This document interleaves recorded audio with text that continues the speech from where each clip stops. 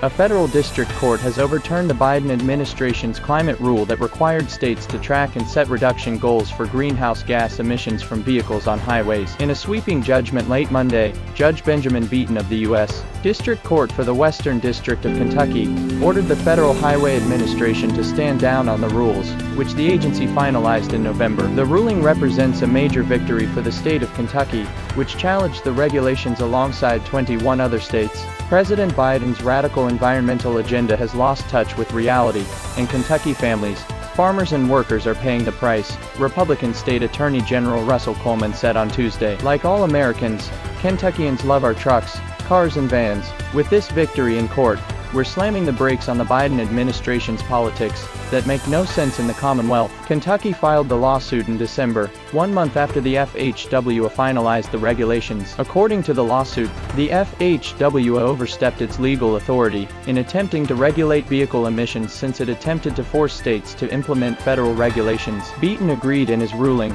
declaring that the regulations exceed the FHWA's statutory authority and are arbitrary and capricious. Instead of granting plaintiff states' motion for preliminary injunction, which would have blocked the rule during litigation, he granted their motion for summary judgment, vacating the rule immediately. If Congress did purport to give the administrator authority to set state policy, that would raise a different and arguably bigger problem, Beaton wrote in his ruling. Modern constitutional doctrine allows Congress to demand much from states, but it cannot commandeer or coerce the apparatus of state governments into mere administrative districts of the federal government. If the administrator were allowed to shove national greenhouse gas policy into the mouths of uncooperative state departments of transportation, this would corrupt the separation of sovereigns central to our lasting and vibrant system of federalism, he continued. Neither the Constitution nor the Administrative Procedure Act authorizes administrative ventriloquism. After FHWA finalized the rules on November the 22nd, the agency said the action supports President Biden's